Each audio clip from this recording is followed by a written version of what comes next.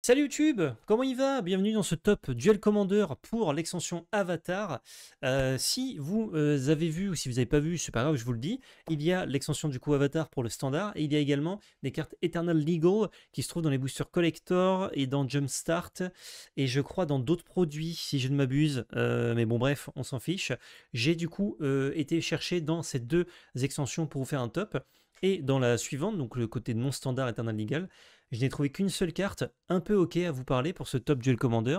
Évidemment, ce n'est que mon avis, j'essaie de voir un petit peu large comme d'habitude pour vous proposer des cartes intéressantes qui ne seront peut-être pas jouées en Duel Commander, mais qui ont un potentiel de synergie, de puissance, de nouveau général peut-être de Duel Commander sympa. Si je ne prenais que Stricto Sensus qui a le potentiel pour être joué, les tops seraient composés de 2 à 3 cartes, voire 4 en général, pas plus. Là, le but, c'est de parler un petit peu de Duel Commander parce que ça fait plaisir et de vous proposer quelques cartes. Je prends pas des cartes random, bien évidemment. Je prends des cartes que je juge sympa à minima. D'ailleurs, au début, quand je commence à regarder les cartes, je me dis en fait, je vais pas faire de top parce qu'il y a vraiment pas grand chose. Finalement, j'en ai extrait quelques-unes. Voilà, on va pouvoir discuter, ça fait plaisir. On est sur Twitch pour tourner, une fois n'est pas costume, ce top. Donc évidemment, Twitch, n'hésitez pas, hein, si vous avez des idées par rapport aux cartes que je mentionne, dites-les. Si vous avez des idées d'autres cartes que je ne mentionne pas, vous pouvez les dire également, mais je ne pourrai pas les afficher en temps et honneur, malheureusement pour YouTube. Et vous, YouTube, n'hésitez pas à dire en commentaire aussi s'il y a des cartes que vous jugez cool et pas cool que j'ai pas mentionnées dans le top. Sans plus attendre, merci au sponsor, Label Carte, code VALEPEL 2025 sur labelcarte.fr pour avoir 5 € de remise quand vous utilisez le code une fois par an et par contre, c'est gratuit, ça fait plaisir. Merci à GameGenie qui nous soutient sur l'année 2025 avec leurs délicieux produits. N'hésitez pas à consommer ces mêmes produits, ça vous régale. Et merci beaucoup à ceux qui passent sur Voct tous les dimanches à 19h. Gros show, souvent carte unité, mais ça peut être autre chose. N'hésitez pas à passer, code Label Carte pour avoir 10 € offerts quand vous créez votre compte. Voilà, pendant une semaine après la création du compte. On est parti avec la première carte, c'est trié par couleur à peu près. On a Appa, le gardien inébranlable, dommage pour lui. Pour 4, on a une 3-4 flash vol bison allié légendaire. Il est légendaire mais on s'en fout. Quand Appa arrive, maîtrisez l'air sur n'importe quel nombre d'autres permanents non-terrain ciblés que vous contrôlez. À chaque fois que vous lancez un sort depuis l'exil, créez un jeton de créature à 1 blanc allié. J'aime bien parce que c'est des bonnes stats flash vol. Ça peut vous permettre de sauver un petit peu votre board d'une Vrasse ou autre dans certains decks. Vous pouvez du coup, avec la maîtrise de l'air, rejouer ces cartes pour 2 et du coup refaire de la value si ça a des ETB. Si ça n'a pas d'ETB, c'est pas grave puisque du coup vous faites de la value avec Appa qui va créer des petits tokens chaque fois que vous lancez des sorts depuis l'exil qui ne sont pas forcément les sorts que vous avez utilisés avec la maîtrise de l'air, puisque si vous avez des cartes qui exilent des cartes que vous jouez depuis l'exil, ça marche. Et ça combote avec une autre carte qui est également dans le top, puisque vous pouvez exiler Hank, que je vous montrerai tout à l'heure, qui lui-même en ETB maîtrise l'air sur une autre bête. Du coup, vous pouvez maîtriser l'un puis l'autre, et à chaque fois, ça fait token, mais vous devez payer 2. Donc ça fait des boucles en éphémère sympas, mais qui sont pas infinies, mais qui sont quand même très intéressantes. Il y a des façons de le rendre infini avec d'autres cartes. Je la mentionne pas pour le côté infini, juste parce que la carte, je la trouve sympa, et que Ange de la Restauration, ça a été une bonne carte quand même pendant longtemps. Là, on a quelque chose qui propose, pas la même chose évidemment, mais des choses similaires, voire plus fortes dans certains cas, donc pourquoi pas. Ensuite, on a Wan Chitong évidemment. J'ai hésité à pas le mettre dans le top. Attention, les gens vont dire quoi, mais il est fou. Mais parce qu'en fait, c'est évident. C'est évident que ça, c'est hyper fort, notamment en Duel Commander. Mais il fallait en parler parce que des gens, notamment, regardent ce top. Je vous salue. En ne regardant pas vraiment nos vidéos, juste veulent se tenir de temps en temps au courant de l'actu. Du coup, regardent que nos tops et quelques podcasts parfois. Du coup, je mentionne les cartes évidentes également pour ces gens-là. Wan Chitong, bibliothécaire pour X et 2 mana bleus. On a un flash, vol, vigilance, oiseau, esprit. Ils aiment bien le flash et le vol, visiblement. Quand il arrive en jeu, on met X marqueur sur lui, puis on pioche la moitié de X arrondi à l'unité inférieure. Donc si X est égal à 1, là, ça met juste un marqueur et pas de carte piochée, c'est dommage. À chaque fois qu'un adversaire cherche dans sa bibliothèque, ce qui arrive très souvent en Duel Commander, mettez un marqueur plus 1 sur Wan Chitong et piochez une carte. Donc c'est bien ça. Donc c'est très très bien. Je ne sais pas si c'est suffisamment bien pour être un commandant. En tout cas, c'est très fort proactivement et en réponse. Mais ça ne vous donne accès qu'à du bleu, donc forcément c'est un petit peu limitant. En tout cas, dans à peu près tous les decks bleus qui existent, je crois qu'un Wan Chitong, on a envie de le tester. Je ne sais pas si ça passera le cut, mais on a envie de le tester. Donc ouais, vraiment très très fort. En réponse à un fetch, en réponse à Cloud en ETB, en réponse à tout, à Slimfoot avec tous ses tutors. C'est c'est vraiment très très bien. Et on me dit que c'est discuté en ce moment en CEDH, ça ne m'étonne pas. En CEDH, on va chercher dans la bibliothèque encore plus qu'en Duel Commander. Donc ouais, c'est juste fort. C'est juste très fort, on adore, mangez-en. Ensuite, j'ai l'impression que je suis un peu le seul sur cette carte, mais je trouve ça très bien. Corner, mais très bien. Maille, frappeuse dédaigneuse. Pour 2, on a une 2-2 initiative légendaire, humain noble et allié. À chaque fois qu'un joueur lance un sort non créature, vous aussi, attention, il perd 2 points de vie. C'est une perte de points de vie, c'est pas des dégâts, donc c'est toujours sympa. Je trouve ça très bien. Je trouve ça très bien, un bon drop 2 agressif qui peut attaquer relativement facilement et en plus qui va punir l'adversaire. Ça va enlever forcément 2 points de vie à l'adversaire. Souvent plus parce que peut-être que le prochain spell qu'il voulait lancer, c'était pas forcément un anti-bet ou en tout cas pas sur maille. Donc ça l'oblige à tuer ça d'abord, puis à tuer ce qu'il voulait ensuite. Ou alors il tue d'abord la plus grosse menace, du coup il va prendre 4 points de vie. Je trouve ça vachement bien. Je sais pas dans quoi le mettre. Je sais pas dans quoi le mettre du tout. Les drop 2 agressifs noirs. Peut-être dans Slim Foot, mais ça n'a pas la célérité, donc c'est pas vraiment agressif, c'est plutôt taxe. Enfin, c'est semi-agressif. Dans Slim Foot, je ne sais pas trop. Dans les bases Rakdos, ça marche très bien parce que c'est exactement ce qu'on veut faire. Voilà, Gut Rakdos Deadpool, là, merci le chat. C'est exactement ce genre de deck qui l'accueillera le mieux. Mais voilà, j'ai pas d'idée autre que ça, parce qu'en vrai, Rakdos, c'est vrai que c'est un peu. Rakdos, il cherche toujours des bons drops 2, donc let's go, quoi. Mais voilà, la carte, je voulais la nommer parce que je la trouve très intéressante. Redirection d'éclair, un mana rouge, éphémère leçon. Leçon, on s'en fout. En tant que coût supplémentaire pour lancer ce sort, payez 5 points de vie ou 2 mana. C'est cher 5 points de vie, mais des fois c'est pas cher du tout. Remplacez la cible du sort ou de la capacité avec une cible unique ciblée. Quelle grâce! Quelle grâce! Anti-bet, non, toi anti-bet, voilà, pour un mana. Et 5 points de vie. Counterspell, non, toi counterspell. Voilà. Vraiment, juste ces 2 applications déjà sont assez ouf. Et bon, il y a des spells qui ciblent pas, malheureusement, on peut rien en faire, mais un petit mana quand vous êtes dans la mouise et 3 mana pour remplacer la cible qui est ok hein, quand vous avez de quoi payer, parce que juste vous faites rien avec votre mana. C'est très très bon, à ne pas douter que les decks rouges, rouge X vont vouloir jouer ça, notamment les decks Rakdos, encore une fois, les decks Rakdos mangent très bien sur ce set visiblement. Les autres decks, genre quand tu commences à avoir du tricolore, notamment si tu as accès à du bleu, je suis pas sûr que tu aies envie de jouer ça. Par contre, si tu joues IZ, donc rouge-bleu, là, tu as plutôt envie de jouer ça parce que notamment tes anti-bêtes sont pas fameux. Donc voler les anti-bêtes dans ton oppo avec ça, ça peut être intéressant aussi, quoi. Ça peut annuler un contre-sort s'il n'y a pas d'autres cibles. Alors il me semble, on me corrigera, qu'on peut justement changer la cible d'un contre-sort une fois qu'il est sur la pile avec lui-même. Parce qu'un contre-sort ne peut pas se cibler quand on le caste, mais changer la cible d'un sort qui est déjà sur la pile, normalement ça marche. Si ça ne marche pas, corrigez-moi, évidemment, sur Twitch, mais normalement, ça fonctionne. Au pire, si ça marche pas avec un contre-sort sur une pile, justement, de peu de spells, juste changer la cible d'un spell, c'est très bien, quoi. Ensuite, on a Zao, non pas la chanteuse, mais l'homme qui tue à la lune. Pour 2 menace, les terrains non-base arrivent engagés, et pour 7, on met un marqueur conquérant sur lui, et ce qui transforme en Blood Moon, puisque les terrains, du coup, non-base, seront des montagnes. C'est pas une carte qui est, je pense, excellente en commandeur. En commandeur.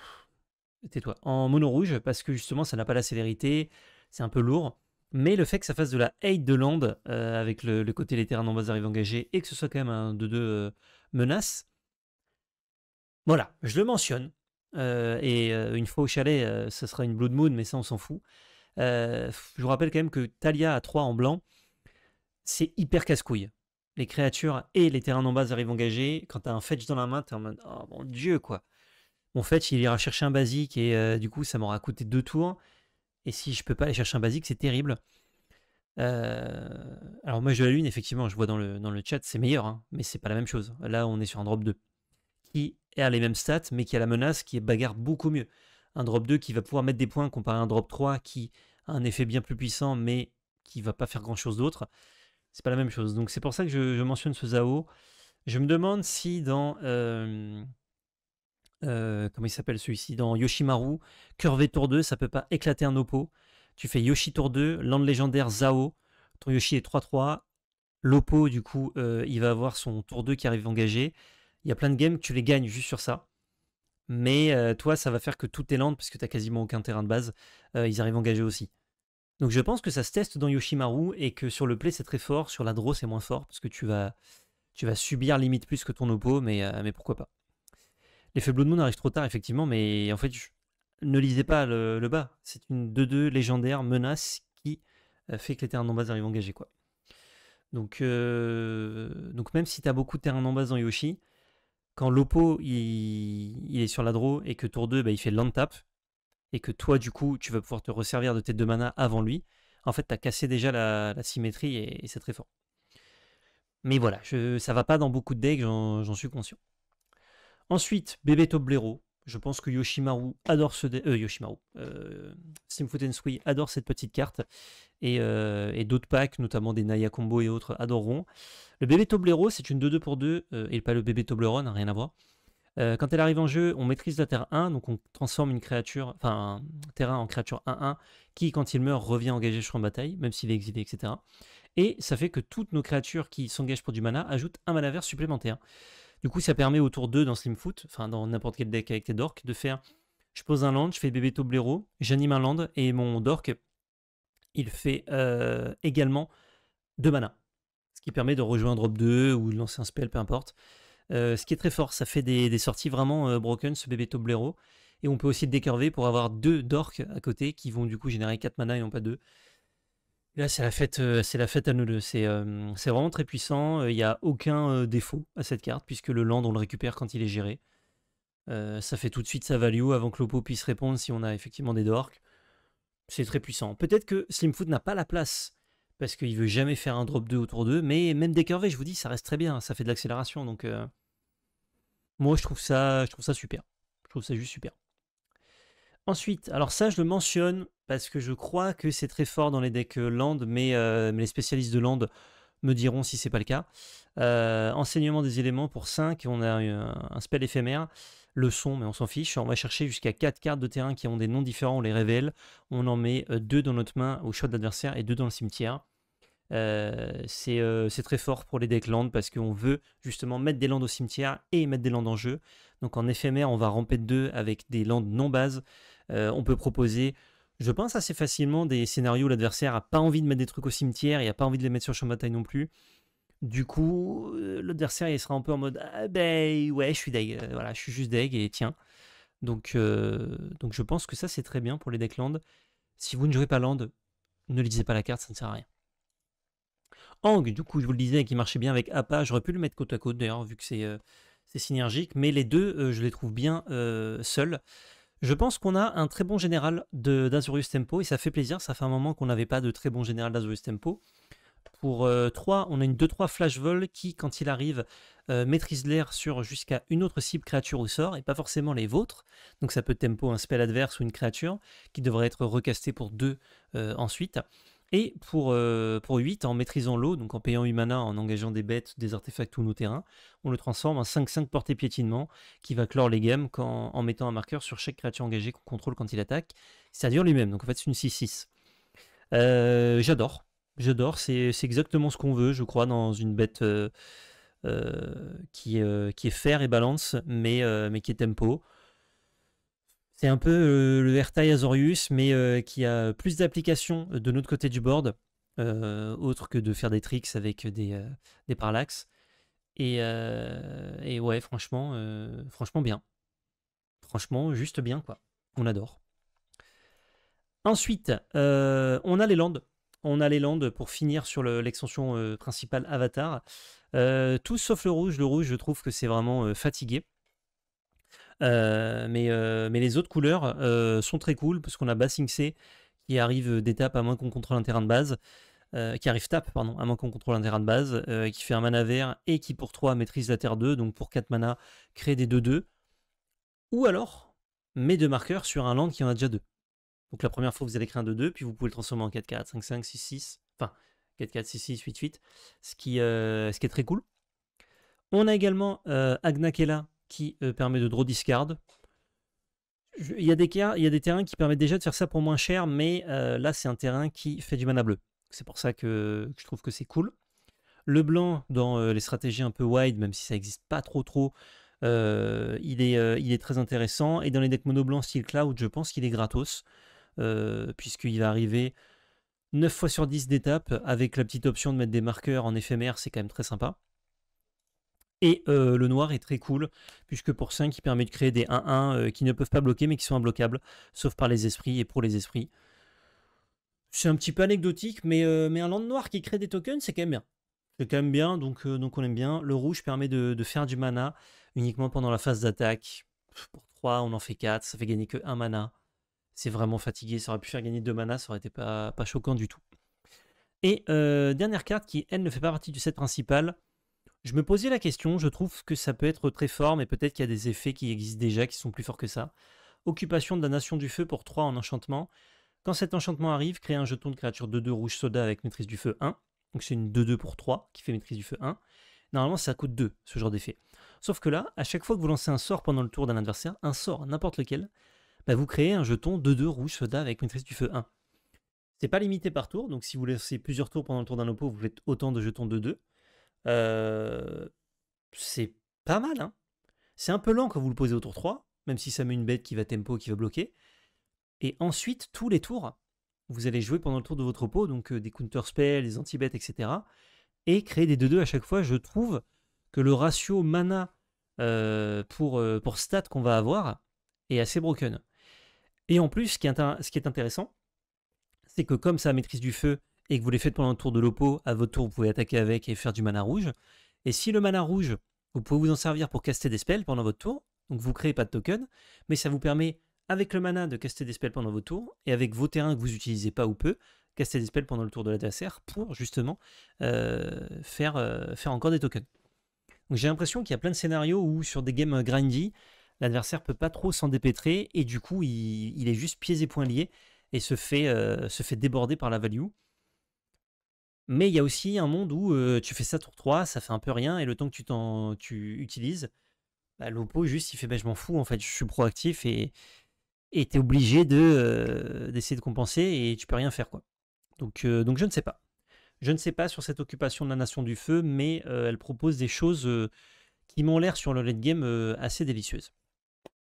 Voilà. C'est tout pour ce top. Comme vous voyez, pas énormément de cartes, hein, notamment il y avait 4 cartes qui étaient des terrains, mais une bonne cuvée quand même, hein, de très bonnes cartes. Hein. Ce Hang est très bien. Enfin, toutes les cartes que je vous ai présentées, hein, j'ai juge bien, mais il y en a qui sortent particulièrement du lot. Hein, la Wen Chitong, Mai, Hang et la redirection. Je trouve ça vraiment très très cool. Bébé-Top aussi très cool, mais un peu plus corner, hein, si vous n'avez pas de dork.